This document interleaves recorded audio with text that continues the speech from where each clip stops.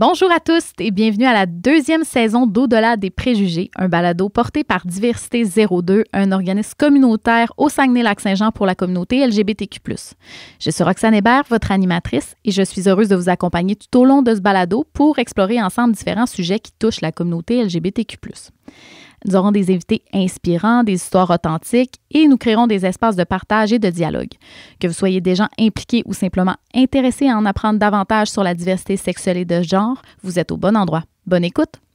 Avertissement. Cet épisode contient des discussions sur des sujets sensibles qui pourraient heurter certaines personnes. L'écoute est recommandée à un public averti. Oui, allô Ciel, ça va bien? Oui, toi? Oui, merci. Aujourd'hui, Ciel, on va parler de sujets qui pourraient intéresser plusieurs personnes. On va parler de l'aromantisme, de la sexualité. Puis on avait eu une belle conversation ensemble l'autre jour. Donc, j'aimerais peut-être ça que tu te présentes là, un peu qui tu es, ton pronom, bref, ce que tu as envie de nous partager. Eh bien, bonjour, moi c'est Ciel Ducharme. Je suis une personne non-binaire, asexuelle, aromantique en fait. J'utilise les pronoms il, elle, puis en anglais they, them, majoritairement. OK. Bien, merci de venir nous parler de ce sujet-là, qui, je pense, peut peut-être là, interpeller plusieurs personnes. J'aimerais ça, premièrement, que tu me partages un peu comment toi, tu as découvert que tu t'identifiais comme une personne asexuelle aromantique. Quand j'étais jeune, en fait, pendant mon adolescence jusqu'à mon âge adulte en ce moment, j'ai eu beaucoup de relations sexuelles avec plusieurs personnes. OK. Puis j'ai jamais vraiment aimé ça, mais je m'étais dit que c'est ça qu'il faut que je fasse. Parce qu'avant ma transition, ma mère était comme c'est ton devoir de femme, tu sais, il faut que tu aies des relations. C'est ça qu'il faut que tu fasses dans la vie. Tu sais, c'est ça que c'est normal. Tu as du sexe, tu as de l'amour, puis c'est ça la vie. OK. Puis, fait que moi, je m'imposais ce genre de relation-là parce que j'étais comme c'est normal d'avoir du sexe. Fait que tu sais, je vais avoir du sexe. Puis même si j'en avais, j'ai jamais aimé ça. Pour moi, c'est plus une tâche. C'est pas quelque chose de le fun. Tu sais, à part l'orgasme qui dure genre 30 secondes. OK, oui, ça je comprends, mais tout le reste, c'est une liste tellement longue de choses que je n'aime pas. OK. Tu sais, j'en ai dressé une, justement, une liste pour comparer les pour et les contre. Ah ouais, OK. Puis il y a un pour, OK. c'est l'orgasme. Okay. Mais le reste, c'est juste des contre. C'est comme, c'est collant, t'as chaud, il faut que tu te nettoies, il faut que je change mes draps. C'est pas le fun pour moi. C'est plus une tâche de ménage qu'autre chose. Là. OK, fait que c'est vraiment comme ça s'inscrit parmi les corvées, les tâches de la vie ouais, quotidienne. C'est ça. Fait que, tu sais, mettons, je suis avec quelqu'un, je fais comme, dans mon calendrier, mercredi, je pourrais peut-être y faire un petit ketchup. Ah, c'est vrai? OK. Il me semble que ça fait longtemps que j'ai rien donné. Fait que... OK, fait qu'est-ce que tu te sentais comme, quand tu dis j'ai rien donné, est-ce que tu te sentais comme égoïste ou comme quelqu'un qui ne donnait pas assez? Ouais, c'est ça. Je me sentais, tu sais, comme la fameuse la femme au foyer qui ne fait pas assez de choses au foyer, là. C'était pas mal ça, ma mentalité dans ce temps-là. Okay. Mais là, j'étais avec mon ex, Steve, que je vais dire le nom parce que merci Steve de m'avoir fait découvrir cette chose, qui m'a dit que, tu sais, t'es pas obligé de tout le temps donner. Ouais. J'étais comme, que c'est pas une obligation. C'est pas un devoir, comme ta mère le mentionnait. OK. Mais c'est quand même quelque chose à considérer quand même, ta mère qui dit que c'est ton devoir de femme. Parce que là, quand on parle de femme, on comprend que ça, c'est avant ta transition, finalement. Ouais, c'est ça. Fait que quand tu parles de toi, OK, c'est juste pour les personnes qui nous écoutent. Ouais, j'ai été élevée vraiment dans la mentalité qu'une femme, il faut que ça se fasse les cheveux, il faut que ça se maquille, il faut que ça soit bien présenté, soit genre avec une robe, tu sais, vraiment bien habillée. Puis, tu sais, il faut que ça soit tout le temps la tête haute, etc. Puis, ça n'a jamais été... ça n'a pas été ma description de vie en tant que telle. Là. J'ai tout le temps été quelqu'un qui va vers les vêtements hommes et femmes aussi. Puis, j'étais comme, mais c'est juste du linge, là, je comprends pas. Là. OK. Fait que toi, quand tu étais ado, c'est ça que je comprends, tu étais plus adolescent ou adolescente à l'époque, que tu as réalisé que finalement...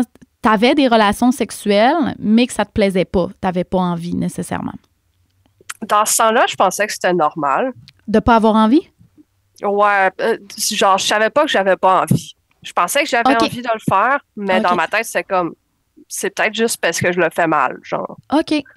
Parce que c'est juste à partir du COVID, à peu près, que je me suis rendu compte que j'étais asexuelle. Mhm. Parce que on avait juste ça à faire, des Mhm. recherches, Mhm. quand il y avait le OK. COVID, Fait que parce que c'est ah, récent, ouais. là. OK. Puis au niveau, parce que là, on a parlé de la sexualité, mais ton aromantisme, ça pourrais-tu expliquer un peu, ça consiste à quoi? Aromantisme, c'est quand même un grand spectre, comme la sexualité avec un grand A. Ça dépend des personnes. Moi, personnellement, je peux avoir un gros crush sur quelqu'un. Genre, récemment, j'ai eu un gros crush sur un collègue. Puis j'ai déclaré ma flamme, puis tout. 2 jours après, Stéphanie. Ah ouais, Ouais, juste parce que j'y ai dit, ça a complètement, ben, c'est fait. ça se fait plus. Tu sais, OK. c'est comme ça dure pas longtemps. Je peux aimer, mais c'est vraiment pas longtemps, là. C'est comme une allumette, là. Tu l'allumes, puis ça s'éteint quand même assez rapidement, là. OK. Fait que, mais t'as quand même, il y a quand même une flamme, il y a quand même quelque chose qui a été déclenché ou une C'est ça, tu sais, je émotion. peux avoir. Ouais, c'est ça, mais ça OK. dure tellement pas longtemps que c'est pour ça que je me mets plus vraiment avec le monde, parce qu'après ça, je fais juste décevoir puis blesser l'autre personne. OK, je comprends. Fait que, tu sais, au niveau romantique, peut-être que la manière dont toi tu vis tes relations amoureuses ou tes relations tout court peut peut-être être différente ou vraiment propre à toi comparativement à l'idée qu'on se fait finalement d'une relation amoureuse, une relation de C'est couple. ça, parce que, tu sais, il y a des personnes aromantiques qui sont juste pas capables d'aimer des gens.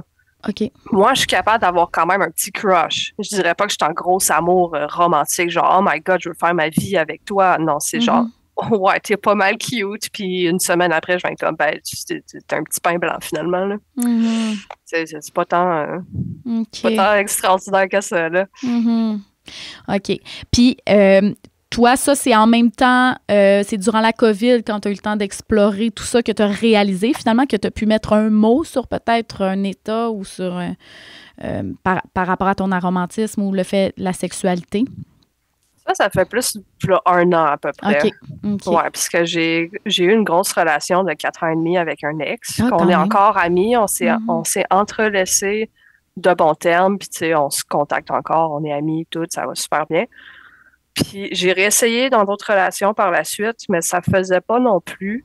Puis j'ai fait des questionnements intérieurs à être comme, mais est-ce que genre, je veux vraiment être avec du monde? Mhm. Puis je me suis fiée à mes autres relations par le passé, puis je me suis rendu compte que j'ai jamais vraiment aimé mes ex. OK. Puis ça serait quoi la nuance entre dire, parce que j'ai jamais ressenti d'amour, ce serait quoi pour toi la différence entre une relation amoureuse versus amicale? Est-ce que pour toi, il y a des nuances? Ou est-ce que pour toi, pour une personne aromantique, on pourrait dire que ça se ressemble toutes finalement, les relations? Pour moi, personnellement, je ne sais pas pour les autres, mais pour moi, ça se ressemble tout, ça revient au même. OK. J'ai pas de sexe avec mes amis, puis j'ai pas de sexe avec la personne que je suis avec anyway. Mhm. Puis je fais des dates avec mes amis. Mhm. Tu sais, je les invite à plein de films. Genre, récemment, j'ai regardé le film Deadpool Wolverine. Mhm. Je suis vraiment intense là-dessus, là. J'ai été 10 fois au cinéma, puis j'ai invité tous mes collègues de travail quasiment, là, puis ils sont écœurés de moi, là. OK. Puis, tu sais, pour moi, c'est comme la même chose que de sortir avec quelqu'un. C'est Mhm. comme, je fais juste inviter le monde, puis je vis ma vie. Tu sais, je vais donner des fleurs à mes amis aussi, là. Tu sais, Mhm. c'est comme, pour moi, être romantique, ça se limite pas juste à quelqu'un que je date, tu sais. C'est comme, tu peux être romantique avec des amis aussi, puis faire une date avec eux autres. Mhm. Fait que, tu sais, pour moi, il n'y a pas vraiment de limite. Tu sais, j'irai pas frencher mes amis non plus, là, mais tu sais, c'est comme, OK. j'irai pas frencher n'importe qui non plus, puisque ça me tente juste pas, là. OK. Fait que pour toi, la relation ou les sentiments sont présents quand même en relation, dans le sens que tu éprouves un plaisir, tu éprouves une affection, si on veut, pour les gens, mais qui se dissocie complètement où il n'y a pas de sexualité, où il n'y a pas de romance nécessairement, ou d'engagement, si on veut, qui est un peu plus Ouais, c'est sérieux. ça, tu sais, c'est comme, c'est de l'affection amicale, platonique. OK. Fait que C'est pour toi, ça, purement c'est possible. platonique. Tu ressens quand même l'affection, tu ressens C'est ça. l'envie Mais d'être avec quelqu'un, par exemple. tu sais, juste faire un petit hangout puis regarder un film, c'est cool, c'est nice, mais tu sais, je ne pas chaque semaine avec quelqu'un. Tu sais, je suis quelqu'un de très solidaire quand même. Mhm. Solitaire? Solidaire? C'est comme Solitaire. solitaire, ouais. OK. Je serais tout seul, puis je préfère la compagnie de mes chats, pour être honnête. OK. Moi, je me demande, petite question, par rapport au fait, tu me parlais ta mère, bon, qui mettait de la pression sur le fait de voir de femmes au niveau d'avoir des relations sexuelles. Et tu m'as partagé aussi avoir eu plusieurs relations sexuelles avec plusieurs personnes. Moi, je me demande, pour une personne asexuelle, quel impact ça peut avoir d'avoir des relations sexuelles quand on n'a pas nécessairement envie? Je veux dire, est-ce que ça crée des impacts? Est-ce que ça crée des conséquences, des traumas, quoi que ce soit par rapport à ça? Tout dépend des personnes. Moi, personnellement, c'est sûr, ça m'a fait un impact mental.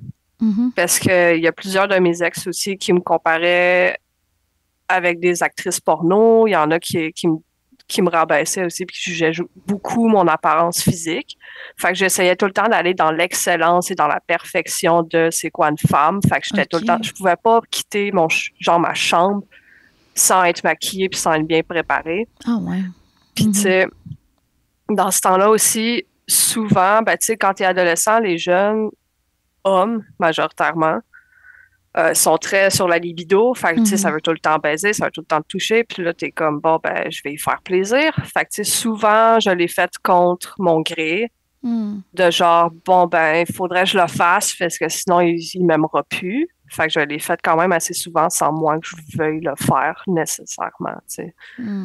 Fait que, tu sais, je sais pas si ça a affecté le fait que j'étais asexuelle, mais même à base, je trouvais pas la nécessité d'avoir des relations sexuelles avec ces personnes-là de base. Fait que, tu sais... Fait qu'avant même d'avoir des relations actives, t'avais pas l'intérêt qui était porté vers ça, par exemple. Ouais, ben c'est ça, je pensais pas. Là. Tu sais, dans ma tête, c'était comme, ben, c'est pour faire des bébés puis c'est tout. OK. Pour toi, il y avait un aspect utilitaire. Comme c'est utilitaire. Ouais, c'est ça. Moi, je suis très pratique dans la vie, là. OK. Est-ce que tu dirais, est-ce qu'il y a plusieurs moments dans la vie où tu as ressenti un décalage par rapport aux attentes sociales que les gens peuvent avoir par rapport à l'amour, par rapport à la sexualité? Est-ce que tu as ressenti une forme de pression sociale? Là, tu m'as parlé de ta mère, mais sinon, au niveau de ton entourage, monsieur, madame, tout le monde, finalement, là. Est-ce que... C'est sûr que je voyais beaucoup de gens se mettre en couple, puis être comme, oh my God, as-tu vu cette personne-là tellement hot? Puis moi, j'étais comme, ah, ouais, OK. Correct. Ouais. Mais tu sais, rendu là, j'étais, tu sais, admettons, j'étais en couple avec quelqu'un, puis ça finissait, ben, tu sais, le lendemain, je me trouvais quelqu'un d'autre, puisque j'étais comme, c'est impossible, je peux être tout seul dans la vie, tu sais, c'est pas socialement acceptable. Fait que, tu sais, je faisais juste me prendre du monde pour me prendre du monde. Tu sais, je sais pas parce que je les aimais, c'était parce que dans ma tête, c'est comme, je peux pas être tout seul. OK, fait que c'est genre l'adolescence, c'est l'amour, il faut que tu aimes quelqu'un, il faut que tu sois avec quelqu'un. Fait que, tu sais, moi, je me prenais quelqu'un, là. Ah, ouais. C'était comme du magasinage, en gros, là. Tu sais, j'allais à l'épicerie, puis c'était comme, ah, ben, il n'y a pas ma marque Kraft, ben, je vais prendre l'autre marque de bas. Ah, ouais. Fait que c'était vraiment comme un peu dénué d'émotion ou d'affection, finalement. C'était comme plus, OK, je vais cocher des cases parce qu'on me dit qu'il faut que je casse cette case-là, finalement, là. Ouais, c'est ça. OK. Puis est-ce que tu ressens encore cette pression-là aujourd'hui, maintenant que tu as mis en lumière ou que tu as réalisé vraiment tout ce que tu as réalisé? Est-ce que pour toi, ça a changé? J'ai tellement plus de pression, là. Ah ouais? OK. C'est l'enfer. Je suis tellement C'est vrai? Je suis tellement heureux en ce moment, là. OK. Je me force pas à me trouver quelqu'un. OK. Je suis même plus... Genre, je suis sur les sites de rencontres pour me faire des amis, là. OK. Mais il y a quand même un désir, un souhait d'avoir des connexions. C'est ça que je comprends avec des amis. Ouais, c'est ça, tu sais. Ça me dérange pas d'avoir des amis puis de partager des choses parce que, tu sais, moi, j'aime ça quand même gamer dans le vie. Fait que, tu sais, je game beaucoup avec du monde. Puis, tu sais, faire des sorties en général, tu sais, genre, j'ai une personne à ma job où on fait juste se voir pour regarder des films, lire des livres ensemble, tu sais, on fait des petites sorties de même, vraiment, genre, dans le silence, puis on est juste là. Tu sais, j'en ai une autre que c'est là qu'on va magasiner, on fait des games de Donjons Dragons, ah ouais, let's go. Tu sais, ça dépend des personnes. J'ai des vibes différentes avec le monde. OK. J'aime pas mal tout dans la vie, fait que, tu sais, je m'entends quand même assez bien avec tout le monde. Là. OK. Donc, pour toi, le fait de mettre un mot, finalement, sur la manière dont tu te définis, aromantique, asexuel et non-binaire, comme tu as mentionné plus tôt, pour toi, ça a enlevé vraiment un poids sur tes épaules, de te dissocier un peu de la norme et de la pression sociale? Oui, solide. Puis, tu sais, même ma coiffeuse, Annie-Claude, shout-out à ma petite coiffeuse préférée. Allô, Annie-Claude. Elle m'a dit que depuis ma transition, puis depuis que je m'affirme queer, j'ai l'air plus grand, j'ai l'air plus fier, C'est vrai. j'ai l'air plus imposant. Ah ouais, fait que ça a même un effet sur ton énergie, sur peut-être ta posture ou la manière dont tu te présentes. Ouais. Fait que c'est vraiment intéressant ce que tu dis parce que y a beaucoup de monde qui disent que y a tellement de mots pour quand on parle d'acronyme LGBT, ça finit plus les mots et tout. Mais dans ton cas, on voit que les mots qui sont là t'ont vraiment aidé à te définir puis à prendre confiance en toi, tu sais. Oui, moi, je suis quelqu'un de très technique dans la vie, OK? Très pratique, très ordonné. Fait que j'ai besoin d'avoir des étiquettes. J'ai besoin de le sentir, d'avoir l'appartenance à quelque chose. C'est pas comme... Je sais qu'il y en a plusieurs qui sont comme... Moi, je me définis juste queer. C'est fair enough. Genre, ça me dérange pas. Good for you. Moi, personnellement, j'ai besoin de mes étiquettes parce que ça me permet de savoir qui je suis. Mais tu sais, je n'irai pas dans les petites mini-descriptions non plus. Tu sais, moi, j'utilise juste les grands termes comme non-binaire, asexuel, aromantique. Puis tu sais, je fais ma propre définition sur le sous-terme de la chose après ça. Puis ça te permet aussi, là, j'en comprends, de t'enlever cette pression-là, parce qu'en affirmant aux gens, ben voici mes étiquettes, entre guillemets, ben les gens savent un peu les attentes peut-être par rapport à une vie romantique avec toi ou à une vie sexuelle avec toi, les attentes vont diminuer, tu sais. Fait que toi, ça te permet d'être pas là. C'est ça, ils sont juste pas là. Fait que toi, ça te permet d'établir cette base-là, finalement, pour entamer tes nouvelles relations ou les relations qui se présentent à toi dans ta vie. Ouais. Moi, je me demande aussi, est-ce que en tant que personne aromantique ou asexuelle, est-ce qu'on peut ressentir la jalousie? Est-ce que c'est quelque chose qui se présente à toi dans tes relations? Ou est-ce que pas du tout? Oui. D'ailleurs, dans mes anciennes relations par le passé, j'ai souvent été jaloux, mais pas de la manière que je pensais. Okay. Pas être comme « Ah, je suis jaloux, tu parles à telle fille, tu parles à tel gars, tu sais, tu devrais pas faire ça parce qu'on est en couple. » Non, j'étais jaloux parce que moi aussi, je voulais parler à telle fille puis je voulais parler à tel gars. OK. C'est genre, moi aussi, je veux faire ça. Pourquoi moi, je peux pas? OK. Ou moi aussi, je veux passer du temps, puis en même temps, je sais pas, moi, jouer aux échecs ou genre faire des puzzles avec toi à tel événement, je sais pas, moi. Moi aussi, je veux faire ça. C'est comme plus de l'envie. Du comportement de la personne et non de la possessivité envers une autre personne. C'est ça. Moi, c'était plus genre, moi aussi, je veux faire ça. Moi aussi, je veux ça. Moi aussi, je veux parler à cette personne-là. Elle a l'air fucking cool. OK. C'est plus ça, ouais. OK, mais pas de jalousie, mettons, au niveau de vouloir posséder quelque chose chez l'autre ou de dire, OK, non, moi, je veux garder cette personne-là pour moi.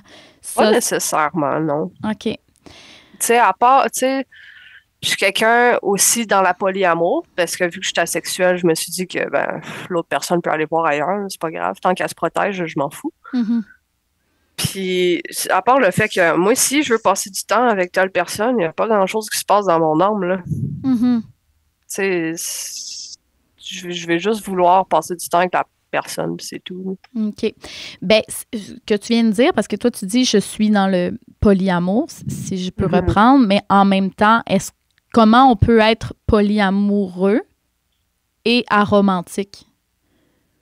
Ben, tu sais, je peux avoir une relation de quelques jours, être comme, OK, ciao, bye, j'ai fini. Là. OK, je comprends. C'est comme j'avais expliqué tantôt. Oui, comme il y a des moments où... Oui, c'est ça, OK. Mais après ça, je vais juste te jeter comme une guenille. Fait que j'essaie d'éviter de me mettre avec quelqu'un, genre. C'est pour ça que je suis bien toute seule, là.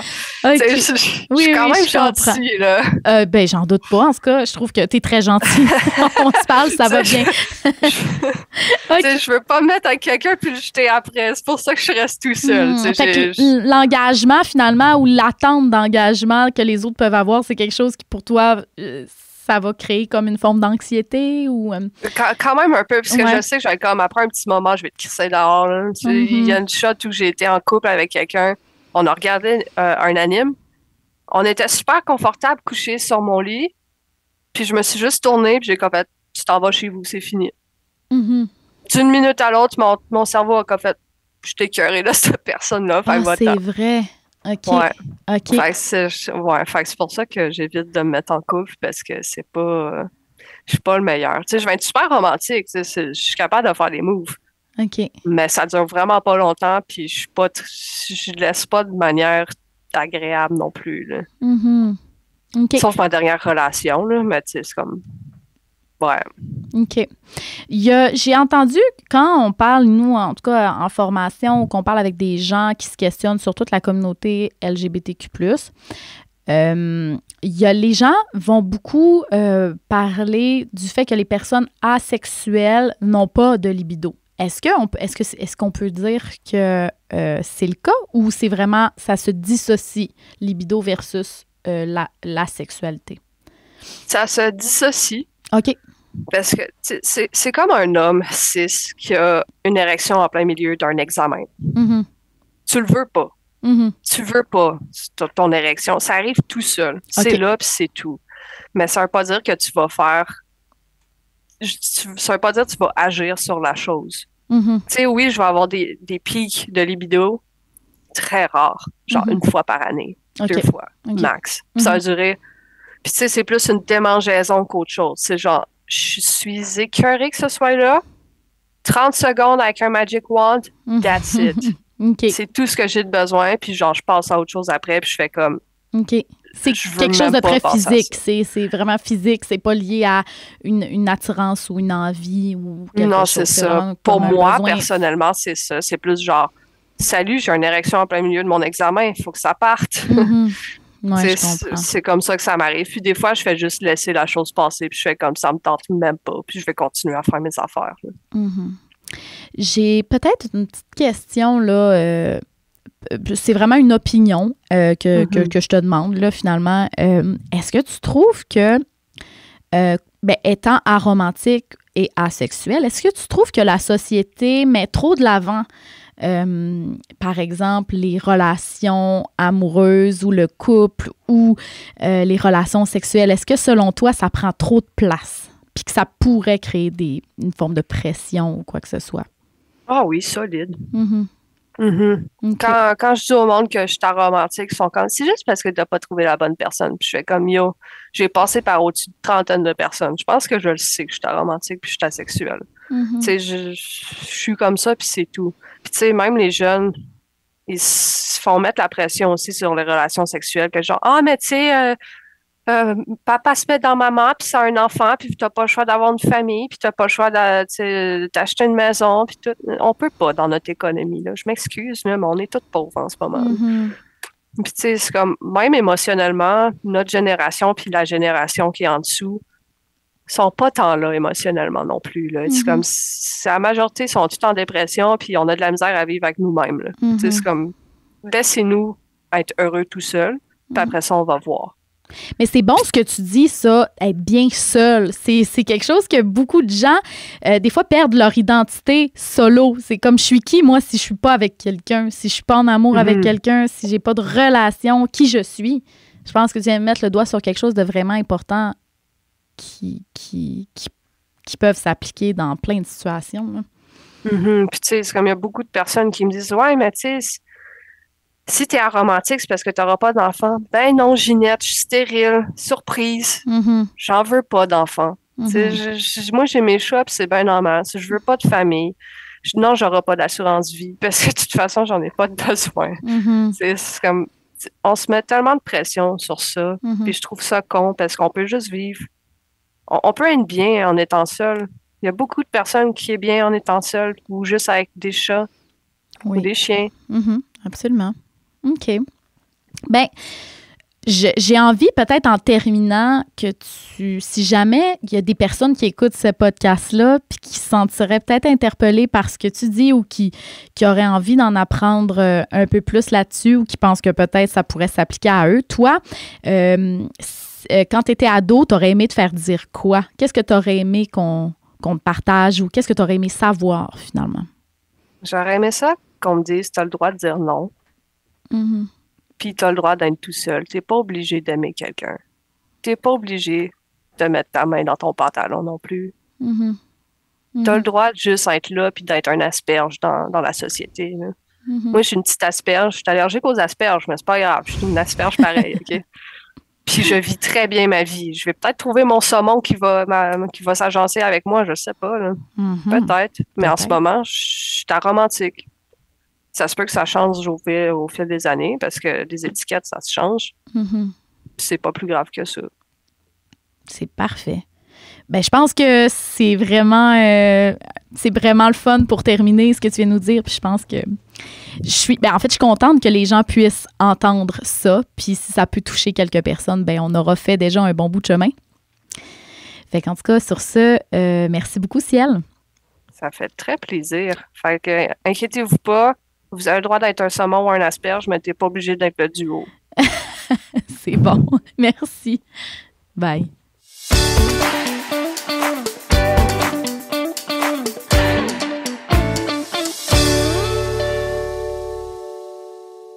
Ce balado est produit en collaboration avec la Télé du Haut-du-Lac.